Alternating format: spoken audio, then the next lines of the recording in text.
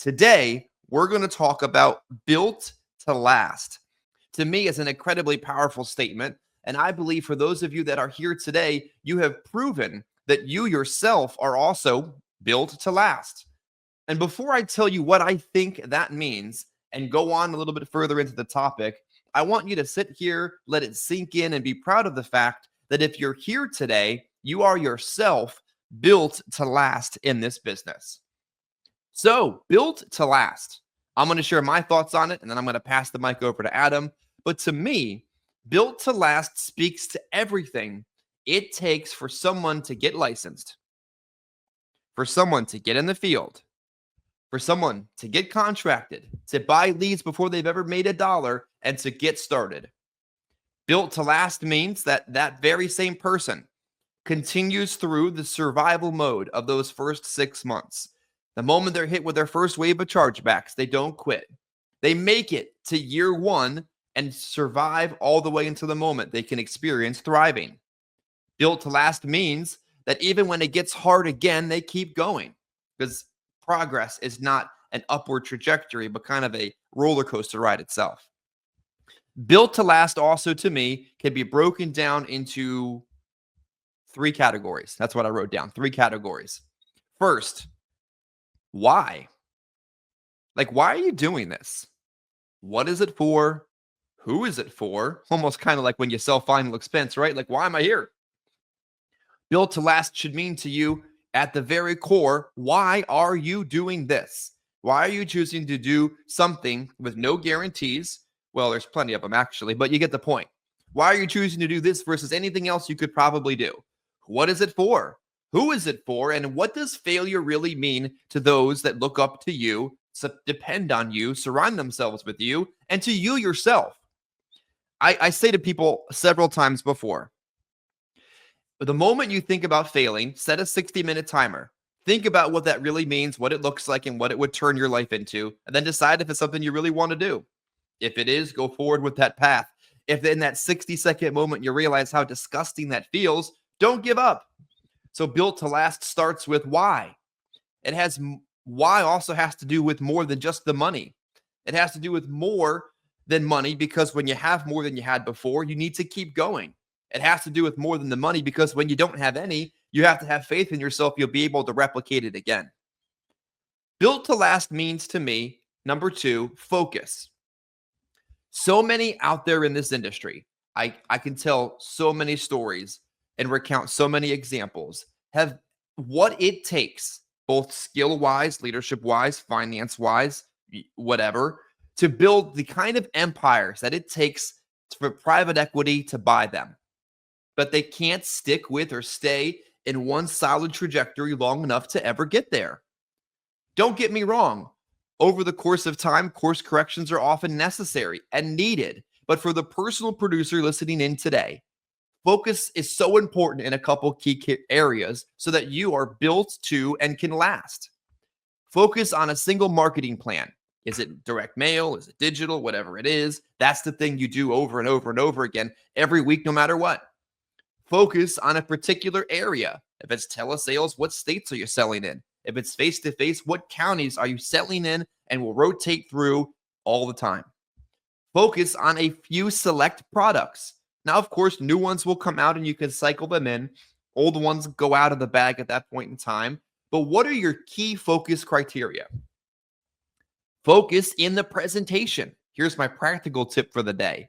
To make sure that not only are you focused on your business, but your business is simple and your sales presentation is just as incredibly simple. Confused people don't buy insurance. And if you're dealing with a ton of smoke screens, you're dealing with a ton of stuff that you can't overcome because it's not real and you can't overcome a smoke screen, you know what it is? It's that you lack the focus necessary in the presentation to get that person to last all the way to the end to buy from you. So keep it simple. And then lastly this morning, I think that built to last means to me, maybe it means the same thing to you, is work ethic. You have to be willing to outwork your weaknesses, whatever those weaknesses are. Maybe you have difficulty getting in the door. Maybe you have difficulty getting the banking information. Maybe you have difficulty with something that you have to be willing to outwork. You have to be willing to outwork a sales slump. You have to be willing to outwork yourself and get out of your own way and get into the field as many hours as necessary. I got something very interesting to share with you. You ready for this one? I've had several, count them, okay, two. I've had two high-level C-suite executives in the insurance industry, in the final expense business, in our business, that have said to me that they believe that insurance agents are lazy. Prove them wrong. Two high-level C-suite executives, the people that make decisions, design products, pick compensation grids, decide the things that you carry into the home and sell, have told me that they believe that insurance agents are lazy. So if that bothers you, like it bothers me, I would encourage you, as you decide and become built to last, that you prove them wrong. Prove them wrong by going out today on a day that most people won't, and go make money and prove to them that you're not lazy. Go out today and pick up the phone, call through your book of business, your leads, your lapses, or something, and interact with someone that puts money in your bank account. Then you're not lazy. Go out there today on a day that few are willing to do and outwork the rest of them. Go out there today and make a difference in somebody's life, a generational impact that maybe you'll never quite experience, but that you will do by the product that you sell. Because guess what? If you're on this, listening to this, engaged in this conversation, you yourself are built to last. So Adam, two people high up in the food chain of final expense said to me this week that they believe agents are lazy. But do you believe that if somebody's built to last, they really could be lazy? Yeah, I mean, I think that, I don't know, there could be people out there that just continue to try to make it. They just don't have the work ethic that's necessary. And I mean, we've talked about that too. Sometimes I think that people do play the blame game. They try to, blame everything, but maybe the real reason why they're not succeeding. And a lot of times it is the individual, the person that's not taking the time to get out there to do it. So, but I mean, I think there's a lot to the equation. And I think that's today's topic. Really, I just kind of wanted to put all the pieces to the puzzle together from beginning to end of, what's it going to take? What's it going to take to make it long-term? What are the steps that are necessary that you need to kind of focus on a regular basis to make it long-term in the business? I mean, I'm 22 years in now. The good days have made up for the bad. Not every day is the best, but I've done well enough to still be hanging in there after 22 years. So, that's something I'd say a lot of people, they maybe have a bad day, fairly new to the business. And sometimes all it takes is just that one bad day for people to just give up. I mean, I remember one time I took a guy out, I think we wrote like 6,000 in premium in maybe a day or two. And I think I also got about 25 referrals. And I think I almost made it look too easy. And then, he's all pumped up. He's all excited. He goes out there to door knock leads his first day out on his own. And I didn't hear from him all day. And then I finally heard from him at the end of the day. And he's like, this isn't for me. This isn't for me. I just can't handle this. And I guess that's fine.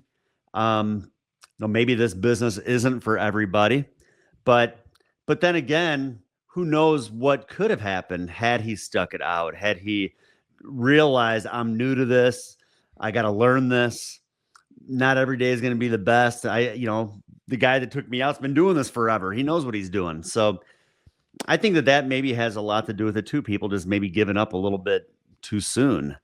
But I get it too. I mean, when we're working on commission and people have a budget and they know how much money too that they need to make each month, maybe that's a reason they give up too soon. They're not hitting the goals that they need to remain in business.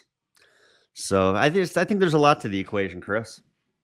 Yeah, I think it's important. You said something there, and I think over the course of the last year, I've been in the process of restructuring my business from everything going to my social to everything going to an LLC to everything going to a corporation. Stay with me on this for a moment, to everything going to a payroll where I literally get a direct deposit every 2 weeks from Loyal Marketing Group. And it's just enough to cover the regular bills and the regular budget. And it's not a very big salary at that. And it scared me. It scared me to the point where I question on some nights and some days in the field if I'm built to last because I finally set it up the way it's supposed to be. And the money in the corporate account isn't the money in the bank account. And the money that I thought I used to have in the bank account isn't nearly as big as it used to be because it wasn't set up properly. And I think as you're going to discuss today, being built to last requires you to set up your business properly, which includes things like tax planning. Welcome to tax season.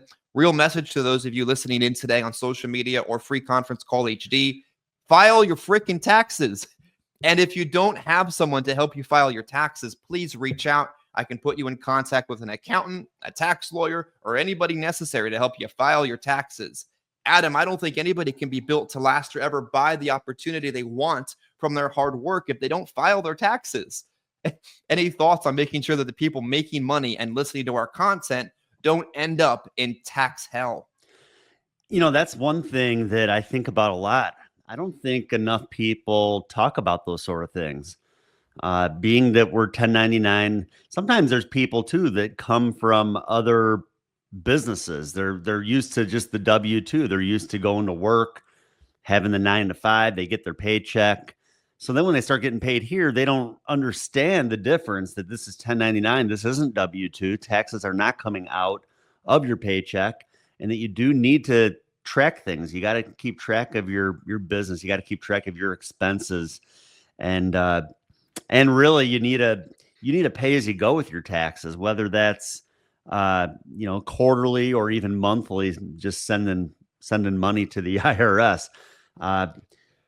I think a lot of people, including myself, have gotten into having some tax issues in this business, having maybe one big year that didn't realize how much income we actually had coming in.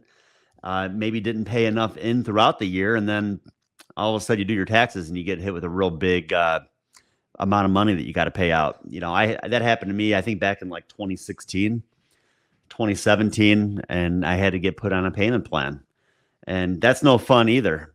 Where you're paying back taxes, and then they hit you with interest, they hit you with fees. It gets to be pretty ridiculous. So Donald Trump, please cancel taxes. Yeah, or something. boy, that'd be awesome. Know. I mean, I saw something about I saw something posted the other day that it talking about getting rid of income taxes on anybody who earns under 150,000 a year. I mean, that would be pretty awesome. I mean, I'd say a lot of our agents kind of fall into that category, so that could definitely help. Yeah, that could definitely help. Not having to worry about the income tax. But yeah, we're not there yet, but hopefully soon. It is something though that I think that, I mean, I remember, working on the inside with a carrier and doing agent contracting, and so many times that was the one thing that would pop up were tax liens. And then they wouldn't want to move forward if the debt was too high. And I mean, being that I've been there, it's a tough situation. It's a tough situation, but it's just important to plan ahead and be responsible. And I just think that, like I mentioned earlier, just a lot of people that come from other types of businesses, they don't understand, and they might just not know going in the way that it works, and that you got to set money aside for taxes. Exactly. I think also being built to last, outside of the mindset of what I opened with today, requires the basics that you guys hear about every single day. But it's important to remind yourself, especially if you're struggling or finally breaking through, to keep doing what you're doing. Tom Masterson said this week that he feels like he's finally in a spot he hasn't been in years. And Tom has been on a trajectory where he started leads about August, September, maybe early October. And it's now mid-March, and he's finally getting to the point where he feels like he's where he's supposed to be. That's a lot of time. but it takes a lot of time to sometimes get to the breakthrough you've been trying to get to. So being built to last doesn't just happen the day you sign up for leads, the day you get your first direct mail, the day you close your first application. It takes a really long time to get there. Built to last might also mean to some people listening in today that even when you get a chargeback, you figure out how not to let that slow you down. Even when you get into the home and they don't buy from you, what can you do better? Not letting the little things destroy your long-term progression. I mean, Adam, I think sometimes even in leadership, I need to get out of my own way sometimes, turn the mic over to other people, let them talk, let them lead, and let them inspire. Because if an agency is built to last, it can't be dependent on one person.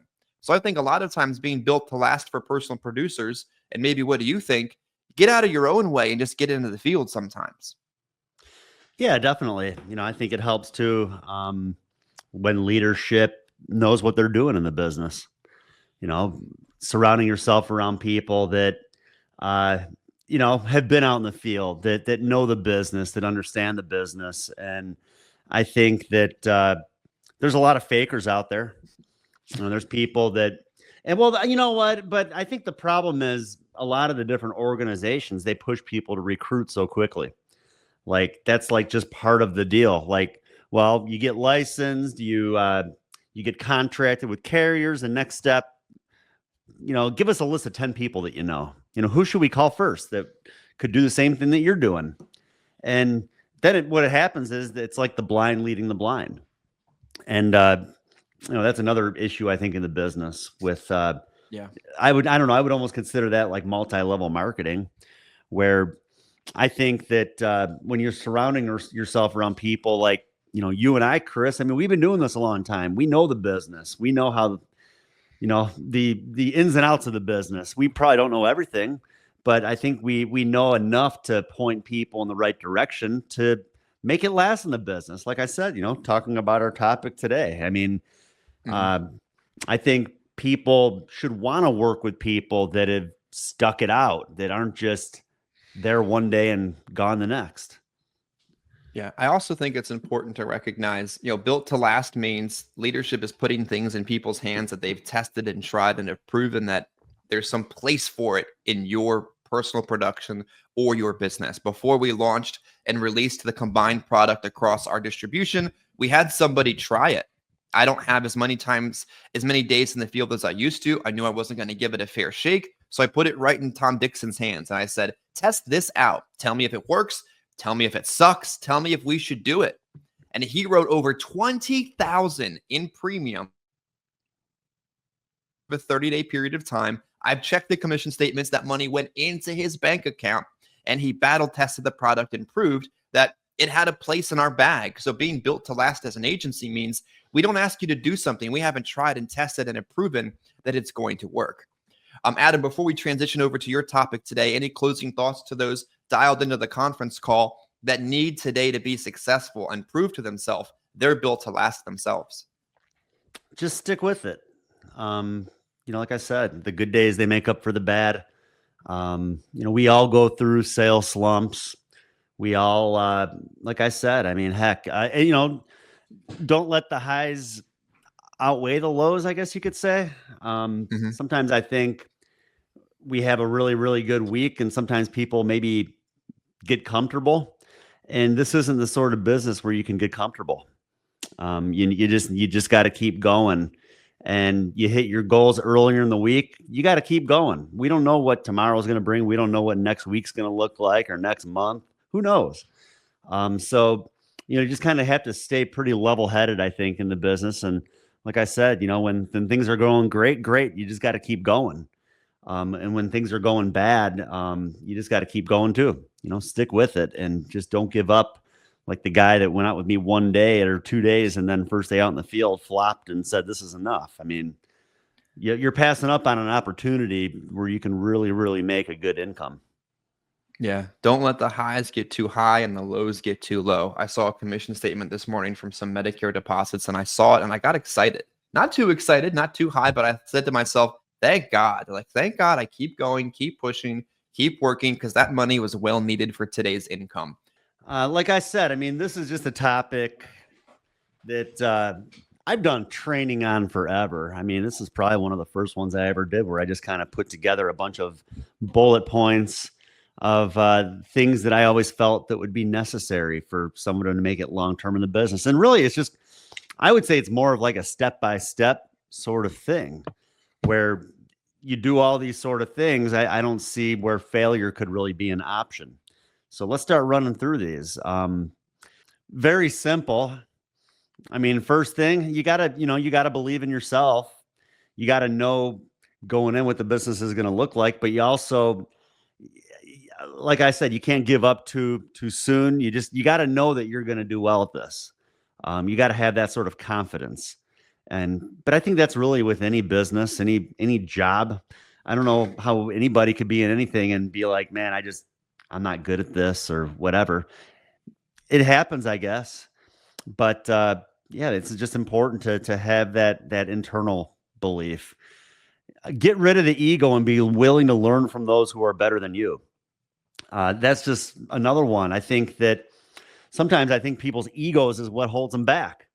Maybe they had a good month. Maybe they're brand new to the business and they just had an awesome month. And then right away, they're an expert. Right away, they're an expert and they don't want to listen to anybody else. And sometimes I think that's what holds people back too, because we can never really stop learning. I think that we all get better from helping each other out. But, I've never really sat around and been like, yeah, I know this business. I don't need to talk to anybody else about it. I just think we can always get better. And there's people out there that are better than us. So, we got to do what we can to take advantage of that and learn from those that are better than us, that have been more successful than us. One thing I don't think I have on here, Chris, as I'm talking, I think another good point on this would be don't take advice from people that are not as successful as you are. That's something that I feel like maybe held me back a little bit in the past. Too many people get in my head about different things. People that weren't as successful as I was, that always had a lot of opinions. And maybe people that, where the glass was always half full. And I'm just not that type of person. Yeah. Yeah. Or half empty. I mean, yeah. I'm not the half empty type of person. I mean, I'm pretty positive. I always try to stay on that side of things. I get down on myself a little bit when things aren't going great, but that's just, I don't know. I think that's what people that are successful have to do. So, get rid of the ego, be willing to learn from those that are better than you. And also don't take advice from people that aren't as good as you. I'm sure you'd probably agree with that, Chris. Yeah. I mean, I saw something recently where somebody wanted to move their contracts from one place to another. And I said, you realize the person that you want to move your contract to hasn't ever built any kind of independent distribution? I'm not saying they have to be doing 10 million a year, but they've never done any million a year. I'm like, this doesn't make any kind of practical business sense. People can't take you where they haven't been themselves. And I think that's an important understanding in this business. But being built to last means showing a proven track record of success and struggle to get where they currently are. Oh, yeah, most definitely. Having a business plan, I think, is also important. You got to understand this is a different market. I keep hearing this term lately. I don't know. My daughter keeps saying it about being built different. But I think in final expense, you got to be built different. Oh yeah. It's a different animal for sure that we're trying to tackle out there. And you got to know what I think it takes a certain type of personality to do what we do. You got to be, I don't know, you can't be like overly professional. You got to be kind of laid back. You got to know how to talk to people. And it's a different market. You got to understand it's a little bit different. One example would be even like my dad, he was in the Medicare business forever.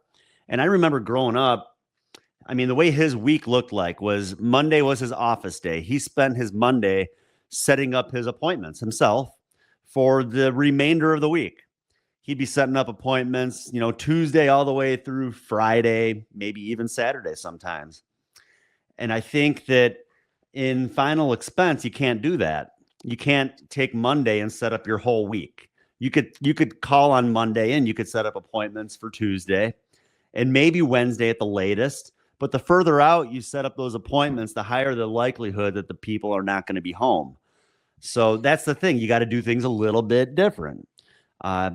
You can't do that. You can't spend the whole day on Monday setting up your whole week, because then on Thursday and Friday, you're going to be all excited about all these appointments you set, and a good portion of them are not going to be there. So you got to be able to adapt to changing in your work habits, how you do things. And I think that those that are able to adapt do a good job. So many agents I've worked with in the past that have failed, I think, is because they were set in their ways. This was how they did their business. This is how it's always been done. And then I would tell them, well, this is how we do it. Mm-hmm. And they didn't want to adapt. They didn't want to change their method of how they did their business. But it's like, heck, you've been failing doing it the way that you're doing. More than likely, usually when people are looking for a new opportunity, it's because it's not working with where they're at. Yeah. So figure out, well, what's, heck, I'm always willing to adapt. Like if someone is out there crushing it, like, heck, look at Chris, like even like me and you, when I first started working together with you, you were always, you had your appointment setter that'd be setting up the appointments for you. I never did it that way, but you were making more sales than I was. So heck, I was willing to adapt, and with things that worked. Like I said, I'm not afraid to adapt, especially if it's working for somebody else. I've always kind of had that mindset of, well, if it's working for someone else and they're successful at it, it can work for me too. Yeah. As long as I'm willing to put in the same sort of effort that they are. Yeah. 2 little side notes on adaptation, because I think a lot of agents in the moment of struggle, they think rapid, drastic, crazy changes, but adaptations are like this. They're like evolutionary steps. They're not, hard left changes. Adaptions on the appointment setting. It is harder than ever to get people on the phone. I don't care what other people say. If you're dialing for yourself, you've got more time in your life than I do. It's hard for appointment people to get people on the phone. I've watched the spreadsheets. I've looked at the data. It's difficult. I've sat in the homes and watched. I've sent them 40, 50, 60 leads and seen VM, because people aren't picking up the phone. We've adapted and added strategies like texting. We worked this week to add a texting campaign or script in Spanish. If someone hangs up on the appointment center and says, oh, no English, they're going to hammer back in Spanish now to respond in that situation. I've tested the idea of sending video texts and talking about working with people that know more than you do in certain areas. Our CRM folks said, well, video texting is different than texting. It may work, it may not work. Like, that's putting resources to work to adapt to difficulties. Another idea, we've been trying the certain lead that we've been using hasn't been working the way it was working. Okay, let's try one this way and one that way. Let's A/B test the concept and see what the variables are. Well, that one's working better than this one. Let's make some adaptations and adjustments.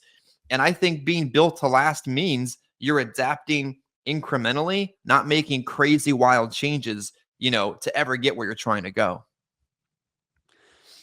All right, moving forward. Sorry, I was going back to reading my messages from the carrier, wondering why I hadn't. I'm thinking it must be why. Like I wrote an app and it just wasn't showing up. And did you push submit? I hit submit, but I'm looking. Like, I wrote 3 apps, I think, this week with this carrier, and I haven't got paid on one of them yet. So I'm figuring, like, what the heck's going on here?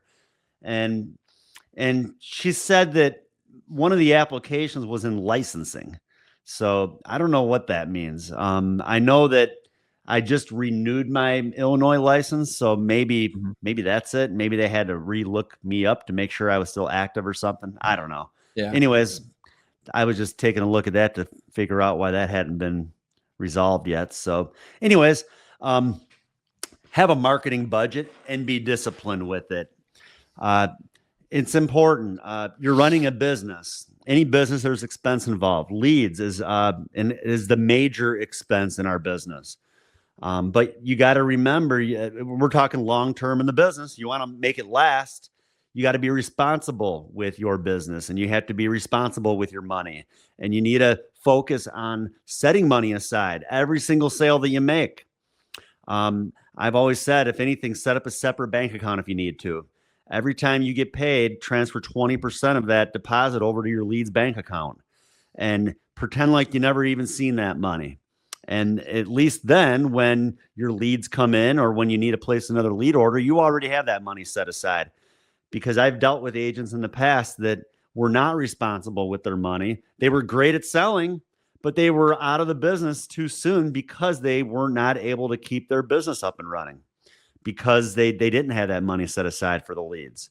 So, I mean, you can be great at selling and that's awesome. But at the end of the day, if you're not responsible on the other side, you're not going to last, and that's what we're talking about today is longevity and making it last. And that's why it's important. And live on half of what you earn. Chris talked about taxes too a little bit ago.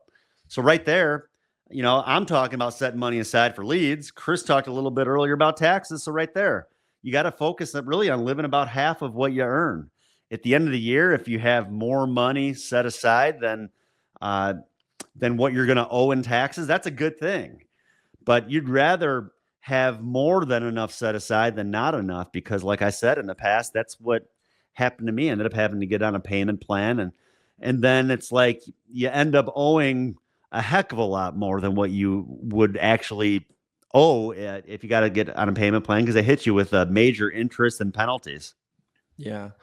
What's interesting too, I heard, and I commented last night, I tried to do a live video in the car. It was dark. It looked like a dungeon. But Adam, when we talk about having a long-term success and being built to last, what's your opinion? Is it the IMO or upline or agency's fault when someone fails? Or most of the time, is it the agent's fault and they failed themselves when they were given all the things necessary, to succeed? Honestly, Chris, I think it's maybe it really depends on the scenario. I think if it's an individual agent, I think an individual agent can succeed anywhere when it comes to, writing business, ordering leads. Honestly, I mean, I don't know. I think it's kind of hard to really say this guy failed at this organization because of this organization. If the organization is successful and other agents have been successful there, well, same thing. It's not like people are out there like, I'm going to go after this guy. I want to make sure this guy fails. I just don't think that that's how it is. And I mean, if anything, those are the people with the ego issues that are playing the blame game of why everywhere they go, they continue to fail. But I think from like a growth perspective, one thing I've struggled with, Chris, is when you have agents with 6, 7, 8, 9 carriers and they write a piece of business with one, it falls off. And then rather than writing the business there, they write a business with the next carrier because, they got to pay their rent. Then that same piece of business falls off. So then, well, they still have their car payment, Chris. So now they're writing it with the third carrier, and then after that, they have other bills that they got to pay, credit card bills. And they write themselves, then they write their sister, and then they write their child. And then the carrier doesn't catch it. It's a controlled business. So they advance on it all. And then it's just it just proves the point over and over again that less is more. Like, I told an agent recently, no, I'm not contracting that person with more companies. No, they don't need it. And it's not a good idea. And it's buried us in roll up because we thought everyone's going to do it the right way. And I'll give them 6 companies and they'll all use them strategically and we'll all be built to last together. Unfortunately, it's setting people up for failure when you're giving them too much to handle just the same way. Yeah. For me, it's harder to manage. It's harder to track the business. It's harder to keep up with the agents when they're writing business all over the place. And overrides aren't even real things when you end up having to pay back the agent's portion of the commissions. They go out on vacation while I'm struggling to pay off their debt. Yeah, it's obscene. So that's the thing that I think that focusing on simplicity is important, especially when you want to build. Don't contract agents with everybody across the globe. That's what's going to hurt you. And I think people hear too much of the other side of, well, you want to be able to control that agent and make sure that they have all their contracts with you. Well, that's fine and dandy, but when they're writing business with 20 different carriers, they're setting you up for roll-up debt with 20 different carriers.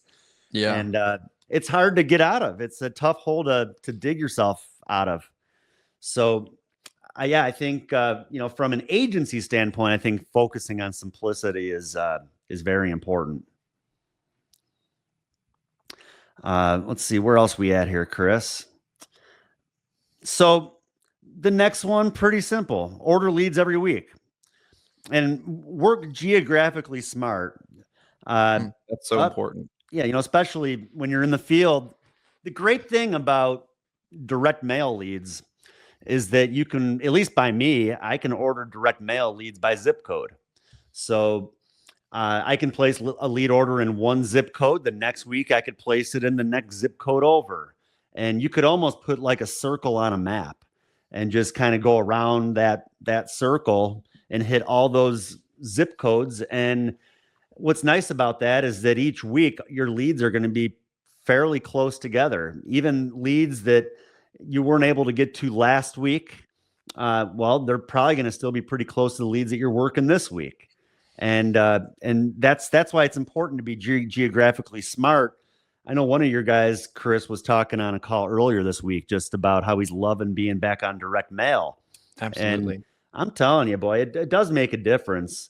And because to me, time is money, and you're just going to get so much more done in the day on working the direct mail leads than any other leads where the leads are spread out all over the place. So, direct mail especially for field sales is definitely the way to go. But you don't just be ordering by county. I've seen people do that, or even the lead vendors, maybe they don't explain it properly. Like if I were to order leads, Chris, in Cook County out by me, if I just did Cook County, I mean, it would be like a Facebook campaign. I would have leads all over the place, and it just wouldn't make any sense. So that's why you got to be geographically smart with it. And when you're ordering by zip code, just like your agent talked about earlier this week, those leads are 2, 3, 4, 5 minutes apart from one another.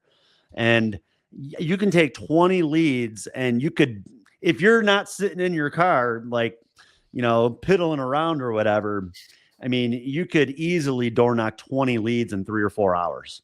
Yeah. If you're not catching people at home, hopefully you catch people at home and you get through the whole day on the 20 leads. But I mean, I've worked 20 leads in 4 hours and then go around and do it again. Yep. I think it's important to understand a little subtext to that point, which is very powerful, is urban versus rural. In rural markets, you're going to drive a little bit further. The quality of business is going to be statistically a little bit better, but you're going to have to work harder and drive further to get it. In an urban market, you're going to be able to see significantly more people in significantly less time. You might have slightly lower persistency with it, but you're going to make up for it in the volume of people that you see. Regardless of it, you have to work geographically smart. Adam, when I started in the business, I had someone say on stage at an NASB convention, own your territory. I'm like, that's brilliant. Like, I hadn't even thought about that. I was working in Reading, New Jersey, Delaware, Pennsylvania, all over the place. Every month it was somewhere different. And Keith Thomason said on stage, own your market. Like, all right, I'll just own Philadelphia. And I went in a semicircle in and around Philadelphia every year, over and over, over and over. And I was geographically smart. Even just door knocking.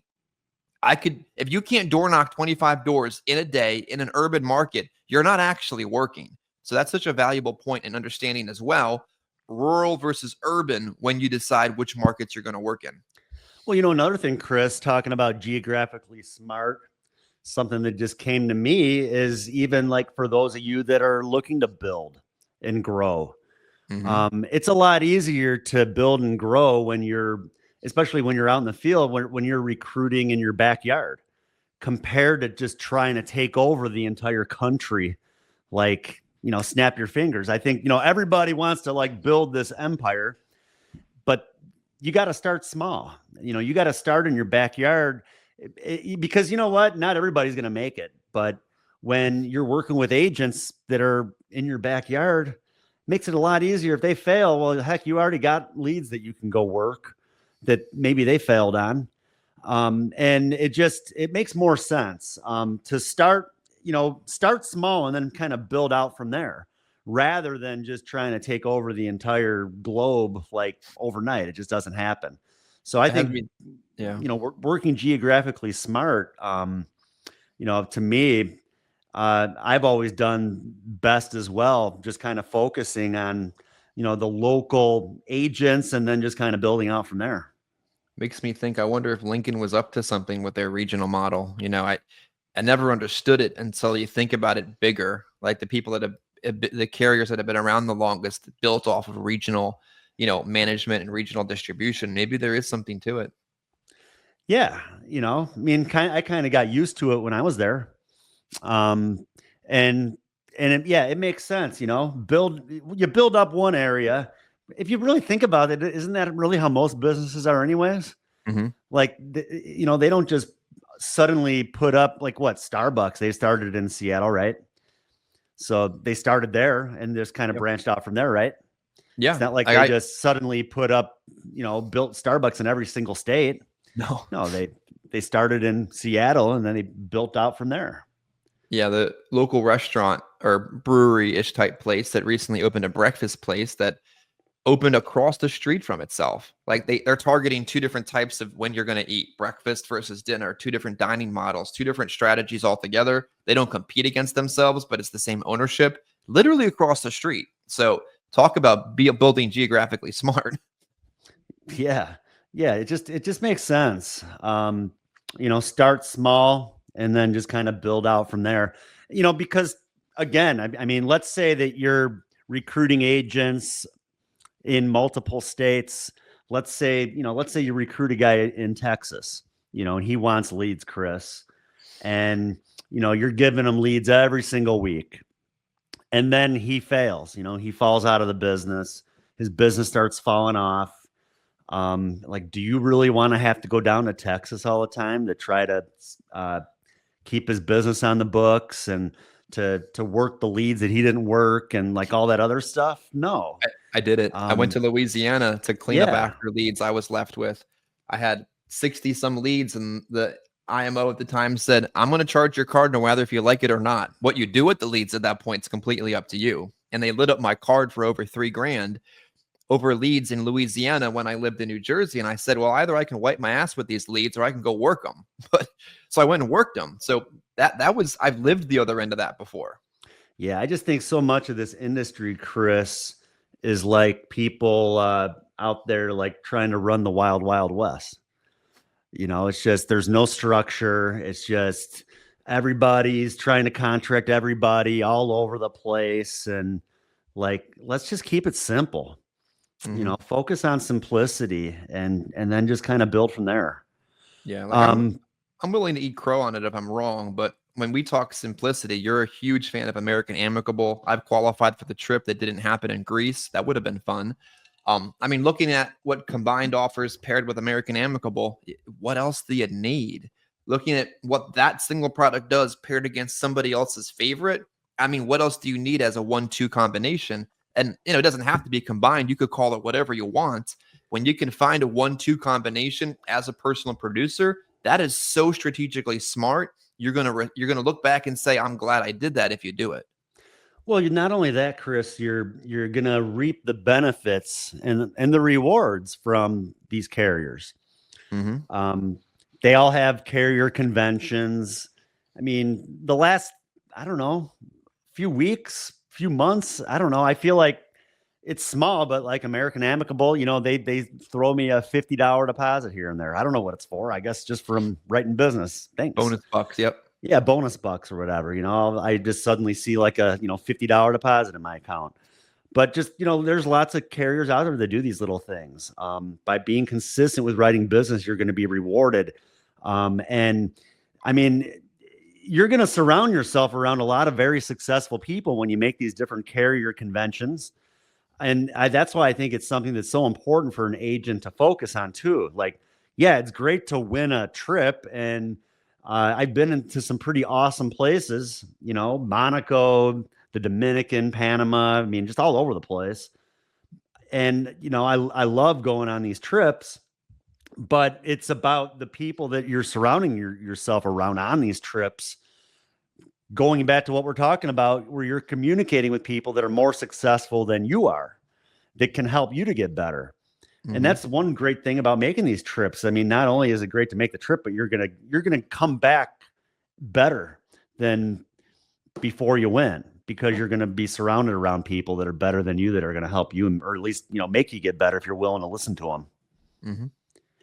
But if you're writing business all over the place, it's very difficult to make a carrier convention. So that's why it's so focused. You know, if you really, you know, focus on the one, and then, you know, maybe have a backup when you need it. Have some structure. Know what your day is going to look like. Use a presentation. Know the products, the underwriting, and how to calculate premiums. There's several tools out there that make it a heck of a lot easier.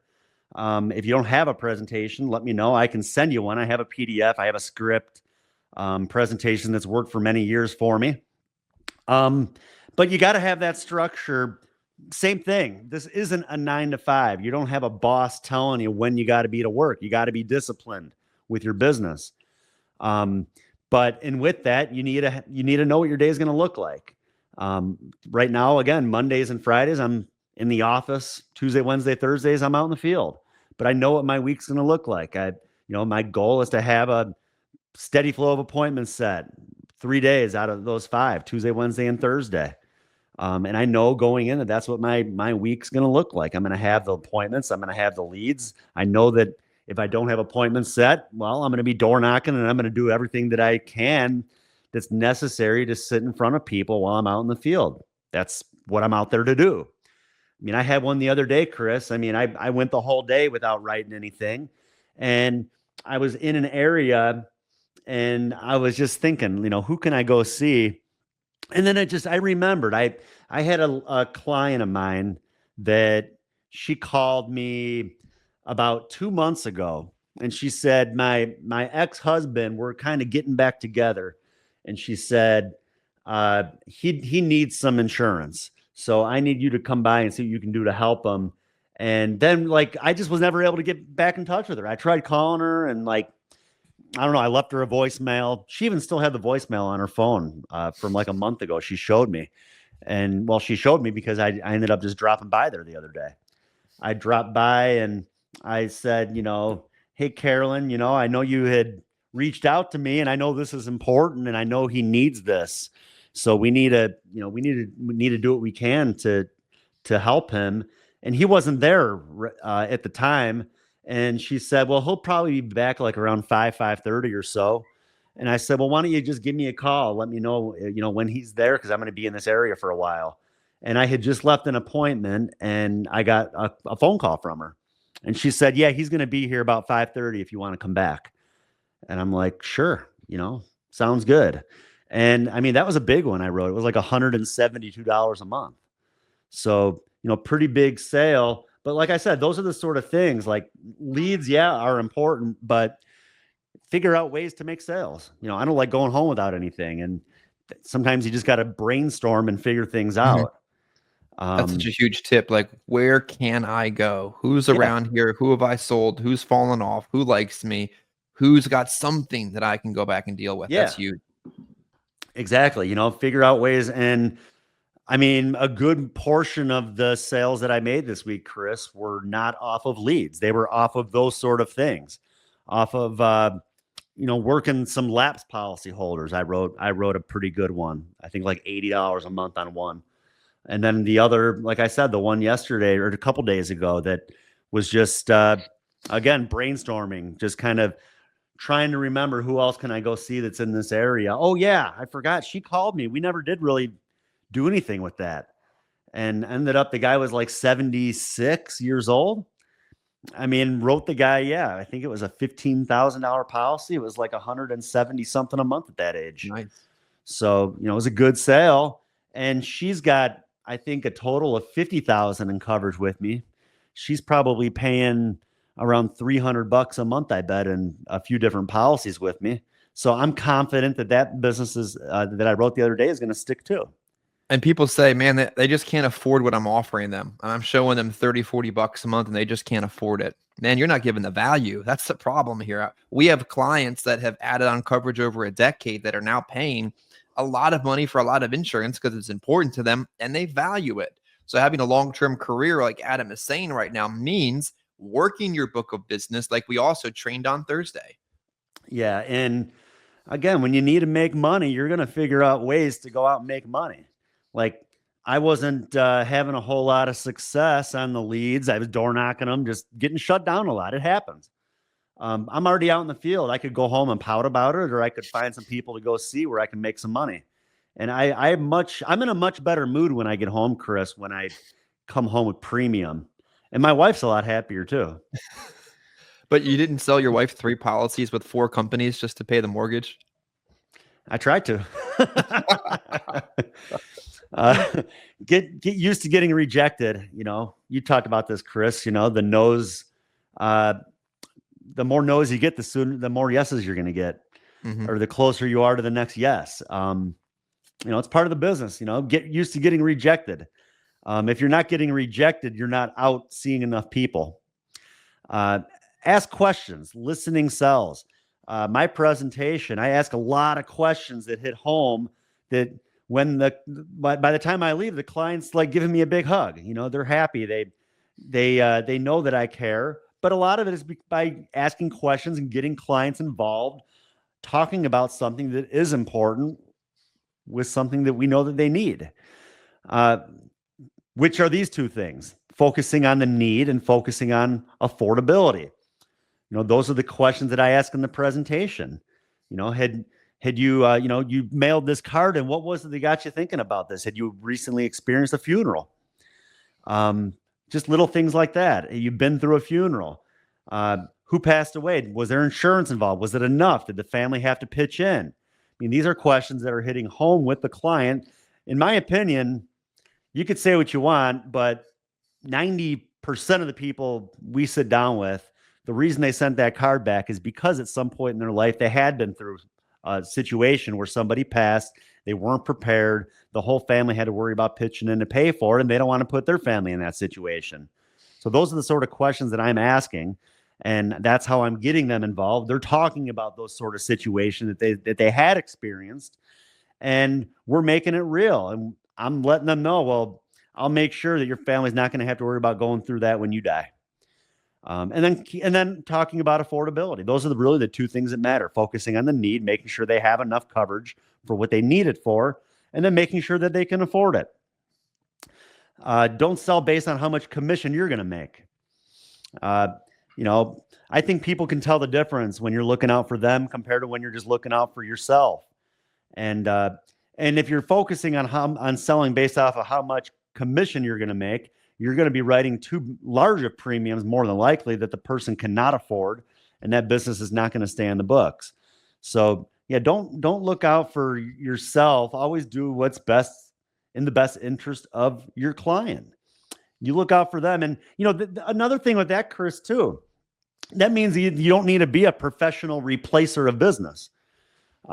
There's people out there that a good portion of their business they write is on replacements, and a lot of those replacements are probably policies that they had no business even replacing. So is that really in the best interest of the client? If let's say a policy is 22 months old, Chris, and 2 more months they're past the contestable period. So is that a piece of business that you should replace? Or should you maybe tell the client, that's a good policy. If I were you, I would keep that. If anything, you might want to consider adding to what you have. And I think the client appreciates it too when you're upfront and honest about those sort of things. And when you say those sort of things to your client, they're going to say, wow, this guy really does care about my best interests. He's not just trying to make another sale like the last guy that was here. Yeah, I think the challenging part there is there are times you have to put the person in a better situation, but there are times where replacing the policy is not in the best interest of the client. And I always said you have to put people ahead of people ahead of premium. That's what it was. Yeah. And I've seen agents before calculating their commissions under the table before I've even hit the submit button. I mean, what incredibly bad voodoo, like, or karma. Like, stop. What are you doing right now? This is horrible. No, I don't even calculate commissions at all. Like, all I'm doing is keeping track of the amount of premium to make sure I've accomplished the goal. But I'm not sitting there thinking, dang, look at that, $1,800 before I've walked out the door. Bad, bad, bad juju. Because what ends up happening is you're putting yourself ahead of their best interests, and then it just never works out the way it's supposed to. And These people are honestly, depending on that little old final expense policy to be there when they're dead. And that has to mean something for you in this business. yeah, and honestly, Chris, these days premiums are higher, um, and the client understands that. Uh, Again, focusing on the need. If they want to be buried, like they need at least 15,000 in coverage, in my opinion. And I have so many clients that I wrote $10,000 policies on back in the day, where now it's just not enough. Mhm. So they know going in, yeah, they may have to pay a little bit more, and they're willing to. And again, because they know what happens when they don't have this, and they would much rather sacrifice other things to put their family in a good situation when they pass. So assume the sale. I always walk in with that mindset of I'm here to write this policy. I'm not here to just present and provide them with information. Drop you a quote. Yeah, and I've heard someone once said you got to ask for the sale. I don't really ask. I assume. I assume that that's why I'm there. I mean, I kind of go straight through the process. I don't sit there and ask them, so which one you want to go with? Like, I just assume. If I put an option out there and they say that looks good, I don't say, okay, so you want to go with that one yet? No, I just open it back up to them being able to think about it. They say that looks good. I say, who's your beneficiary going to be? What's your middle initial? Go ahead and grab your ID so I can say that I saw it. Yeah, you assume the sale. And sometimes I think when you ask for the sale, that's where the tension builds up. That's where it gets like uncomfortable. And so make it a smooth process. Chris, the other day, the one that I wrote, the $172 a month one, I actually used the bathroom clothes. Bathroom clothes. Ladies and gentlemen, are you ready for the bathroom clothes? Yeah, I used the bathroom clothes. We're sitting there and, everything sounds good. I'll get back to you on Monday, Adam. And, I just got to look over my budget over the weekend, and I'll get back to you on Monday. And I mean, he already told me like when he received his Social Security, and I think it was like the beginning of the month that he gets paid. We know that we don't need any money right now if he doesn't have it.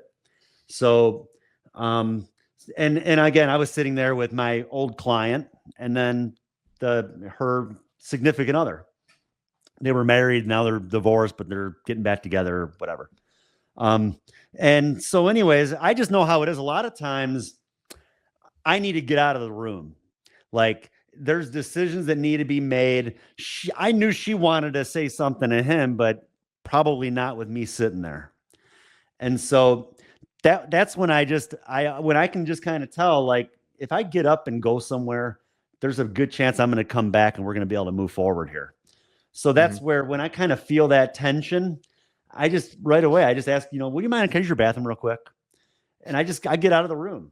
Even if I don't got to go, I'll just sit in the bathroom for 5 minutes, play around on my phone, look at Facebook.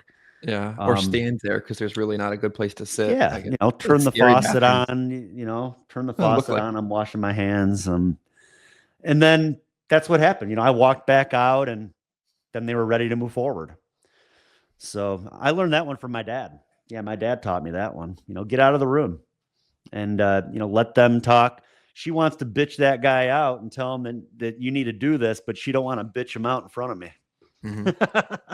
Yeah. When in doubt, go to the bathroom and come back, and you're either going to get it or you won't, but at least you'll be able to go ready at the next sale. That's it. obtain referrals. Referrals are free leads. The only cost, that's it. That's the only cost for a referral is that you have to ask. If you don't ask, you're not going to get them. So obtain as many referrals as you can. When you're paying for leads, I mean, it's a big investment. I'm investing on average probably around $800 every week for leads. So the more sales I can make outside of that investment, the easier it's going to be. Heck, really, if you think about it, one sale off a referral each week will pay for my leads. Mm-hmm. So maybe just going with that mindset, rather than having to focus on the $800 you're paying for leads, focus on that one referral that's going to pay for your leads each week. Stop avoiding your fears. Again, it's you got to be built different in final expense. Remember, Chris? You got to stop avoiding your fears when it comes to door knocking. I had a guy say to me once, Chris, I don't want to door knock leads because I wouldn't want someone just showing up at my house. That's not the mindset that you want to have. You want to have that mindset of that you're just out there to help people. And remember, like you talked about earlier, Chris, with the fact that people just don't answer their phones. Sometimes you just gotta door knock. I remember when I first got in the business, Chris, in 2003, they talked so much about this do not call list that it was like just coming around back then. Like now people don't talk about it a whole lot anymore, the do not call registry or whatever. But back then, I remember this manager, this office I was working in, I was 21 years old. We were having this discussion about the do not call list. And he said, the great thing about that though, is that there's not a do not knock list. And yeah, kind of got me thinking, why focus so much on the fact that there's people that don't want you calling them? Let's go see them. Let's go knock on their door. It's probably never been easier. Yeah. Yeah. So, just got to get out of your comfort zone with that. And if you're uncomfortable, the best way to get comfortable is just by going out there and doing it. Same thing with a presentation, just got to learn it. Just got to listen to it. I mean, heck, you can go back on my podcast and listen to it in the car, the presentation and learning about it. You got to put the time in, you got to work at least 40 hours every week. This isn't a 9 to 5 job. It's more like a 9 to 9. For me, sometimes it's like a 9 to 1 a.m. There's a lot going on. There's a lot of things we got to do. And, especially when I'm in like grow mode, my mind is always going and just trying to do what I can to come up with different ideas and things that can help with moving forward with things. So, but you got to put the time in. Those that are successful, I bet you don't got to be the best at sales. The person that's going to put the time in is going to be more successful than the great salesman that's not willing to put the time in. Yeah, my last point on built to last in my open was work ethic. You have to be willing to outwork your weakness. You have to be willing to outwork a slump. You have to be willing to outwork yourself and those around you. And you have to be willing to work when others aren't. Like today's the perfect day to go out and see people that others aren't willing to do. Saturday, like if you open your bank account and there's not enough money there to cover April 1st, Saturday, like if you had a job and you worked 40 hours and you knew you didn't have enough money, you would work overtime or a second job. So Saturdays are the overtime equivalent in final expense. Yeah, I got 2 appointments tomorrow on Saturday, Chris. I mean, it's just part of the business. People that, this guy I door knocked the other day. Well, my wife, she's working during the day. Well, what's the best time to catch up? I mean, I could come out here tonight. He said, well, Saturdays are best. Okay, well, I'll sacrifice an hour or 2 on my Saturday to make a couple $1,000. So why not? And then I had another one, kind of the same thing. So I have 2 appointments, husband and wives, on Saturday tomorrow. Part of it. You got to do what you got to do. Have more reasons why you should be working and less excuses why you can't be working. I mean, I had a guy tell me once he couldn't work because his windshield wipers were broken. Like, go buy new wipers. You could go to AutoZone and they can put new ones on for you. It's not that difficult. But just that's the thing. I mean, so many, we talk about accountability, Chris, and that's just what so much of this is. And so many people would rather have excuses why they're failing rather than reasons why they need to succeed. Keep up with your business. We talk so much about writing new business, but it's kind of a pain when you got to write 2 new pieces of business to get paid on one. And that's what I'm talking about, is when you have chargebacks and you owe money. Well, you got to write the one app to clear that. And then if you want to get paid, well, then you got to write the next one. So it's part of the business, but the more you keep up with your business and you keep up with your policyholders, the less you're going to have to worry about that sort of stuff, and the less you're going to have to worry about chargebacks. People are taking out a policy for a reason, and the reason wasn't for it to lapse in 2 months. So, but so many agents, they just let that business fall off and they never even contact the client. It's like, why not? Like they didn't go in this with the intention of losing a policy. No. So do what you can to help the person. Half the time they don't even realize it's lapsing. It's a marathon. It's not a sprint. Success doesn't happen overnight. You can't go out there one day and fail and say, this isn't for me. You got to realize this is like it's like I said, the good days are going to make up for the bad. You can't, one day is a very small sample size. Don't fear failure. The more that, you're going to, again, it's all about what you focus on.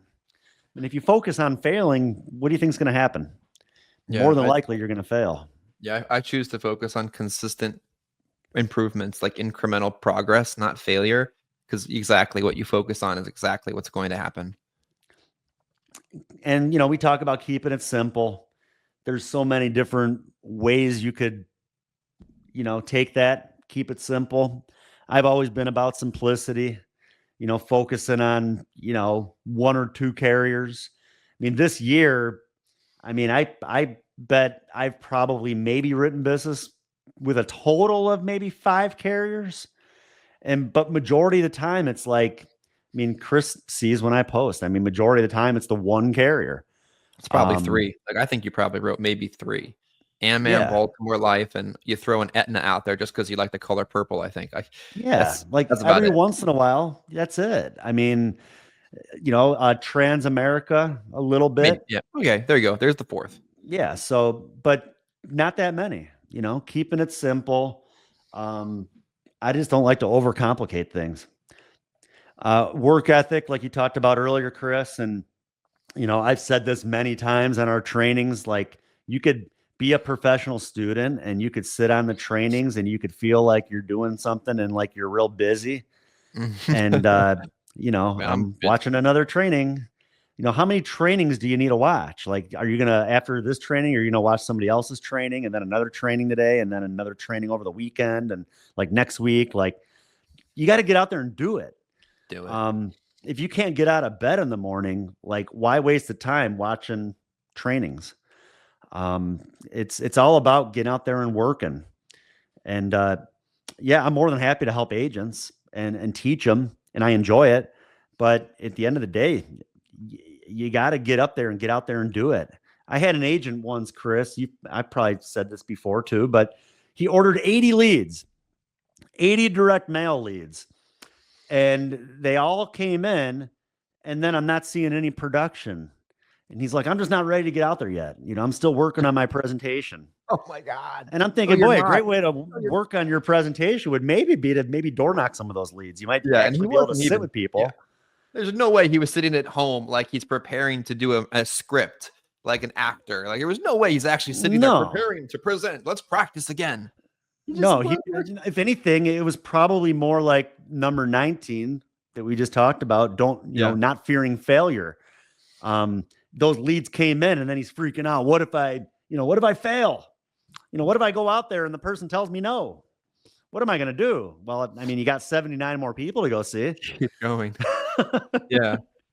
So, but again, I've dealt with a lot of agents, Chris, that have been good at sales. That when they're out in the field working, they do really well. But the problem is they were just not out in the field enough. And, and you can't just go out there and make one sale and be like, all right, time to go home. Again, the good days are going to make up for the bad. Not every day is going to be a great day. And you just got to keep going with this. But that's the one thing, I mean, I think that's probably the biggest thing in this business is work ethic. Mm-hmm. And, I've seen it. I mean, even a tip I'd say for different managers out there, especially those that are in field sales. It's not, you could door knock an agent. I've done it before. You could door knock an agent, and say, hey, I was just in the area. I was going to go out and work some leads today. You want to come with? And like, if it's like 9 o'clock or 10 o'clock and they're home, well, that's issue number one. They're actually home when you drove. They're actually home when you drove by. Yeah. And, the other issue is, are they dressed? Are they like ready to head out? Like that, again, you can pick up a lot of stuff right there. Like, that's why you're failing. You're not out working. You don't have that structure like we talked about. You don't know what your day or week's going to look like. And so, I've done that before. Drop by on an agent. You could even call them. And, if an agent is giving you excuses why they can't go out and work with you today, well, that's why they're failing. There you go. Setting goals, annual, monthly, weekly, daily. You always got to have something to work towards, whether that's a financial goal, whether that's a production goal. You can break it down so many different ways. You can simplify it. I mean, I break it down into like a daily goal of how much business I want to write. I'll talk about, I want to write 5,000 in premium this week. Well, now 5,000 in premium sounds like a lot. 600 in monthly premium to me doesn't sound like it's as much. So, 600 in monthly premium, that's $100 a day. No, actually 500. That's it. 500. That's what I used to always do. Yeah. 500 for 6,000 in premium. So if you set a goal of 100 a day, Monday through Friday, well, then you hit that goal by Friday, take off on Saturday. If you don't, go out there on Saturday and do what you can. But break it down into smaller numbers. 6,000 in premium might sound like a lot. To me, $100 a day, Monday through Friday, doesn't sound as hard as long as you're willing to put in the time. And again, you can focus on premium. You can focus on income. For me, I could say, I know I need to make this much money. Well, then I can break it down into premium to figure out how much I need to do. So, but you got to have something to be working towards. And I think that definitely helps. When I was building my house, I mean, that was something that I had to work towards. I knew how much money I needed to make. I knew how much money I needed to pay my builder by a certain date, over and above what I was usually doing. So just different goals and figuring out ways to hit those goals to do what you need to do to be successful and to make the money that you need to earn or make. Do that little extra. Like I said, don't just focus on the leads, focus on doing other stuff, figuring out ways to make those sales. Like I did the other day, figuring out ways to make sales when I needed to. Brainstorming a little bit, whether that's referrals, whether that's dropping in on a client, policy reviews. I mean, the little extra, one extra sale a week from doing things outside of just working leads, Chris. I mean, heck, $800 in premium over 52 weeks. I mean, what's that? Another $48,000 to $50,000 a year in income just by doing that little extra. Yep. Don't miss out on the growth potential in the business. Some people, maybe it's not for them. Maybe they just want to focus on doing their own thing. I think that if you're good at what you do, why not teach others and help others to be successful as well? And that's when your income is going to multiply. Keep up with technology. Not many carriers out there anymore allow you to fax applications in. So you need to keep up with technology.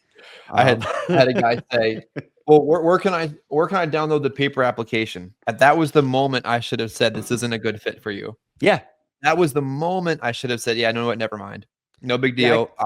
Find somewhere else that you can do business, but it isn't going to make sense to do it with us. That was the freaking moment. Right there. I can't remember the last time I needed to do a paper app. You can't. Don't. No. And you got to keep up with technology. Like if you're not willing to figure out how to get on an iPad and like go to a website and log in and click a few buttons to get to an e-app, this isn't for you. No. I mean, it's really not that hard. I mean, some of these e-apps, I bet my 5-year-old could probably figure out. Yeah. A 5-year-old Honestly, could write an iCover application. yeah, he probably could. He might need help, spelling their names, but he knows how to click the buttons and work his way through the app. I'm He'll sure go he right to could. 50,000 every time. That's good. That's a good number. I like the number 5. Yeah. Purchase coverage. Boom. There you go.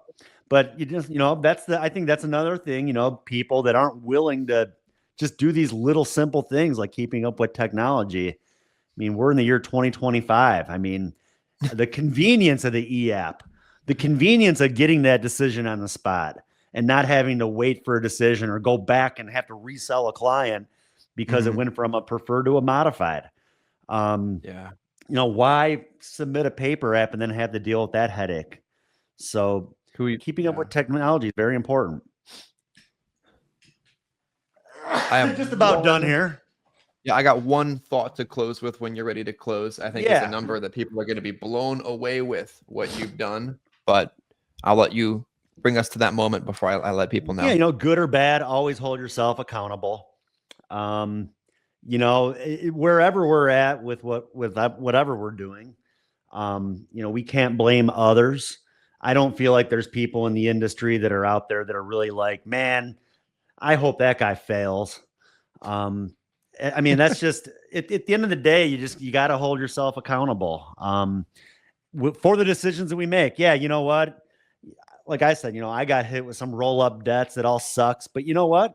I knew going in the risk that was involved with that side of the business, and I was willing to take on that risk. And so, you win some, you lose some. At the end of the day, I'm not willing to say, yeah, that was, I lost on that guy. I lost on that one agent that hit me with some debt. But you know what? All it takes is finding a few more to kind of get you back on track the right way. So, but yeah, I could sit around and say, you know what? I can't believe that carriers do that. Like that, I can't believe that right away they're just going to throw that debt at me. Well, you know what? I knew going in that that's how it worked. So, and I think most people do. Most people know how it works going into it. But then when it finally happens, they'd rather just play that blame game. And, but that's how you're going to be in and out of the business real quick. Not being able to hold yourself accountable for anything and, always playing victim. Love what you do. I mean, if you don't love what you, and that's the final point for me today, love what you do. If you don't love what you do, maybe seek other opportunities in the industry. It's okay too. Yeah. There's several different opportunities out there. And sometimes it takes failing to realize what we really want to be doing and where we feel like we'll be successful. So, you got to love what you do. And if you don't love what you do, see if there's other opportunities out there. And if there isn't, well, then this just might not be the business for you. And that's fine too. It's not for everybody. Not everybody's built different for final expense. Built different. Built to last. You ready for the number? Sure.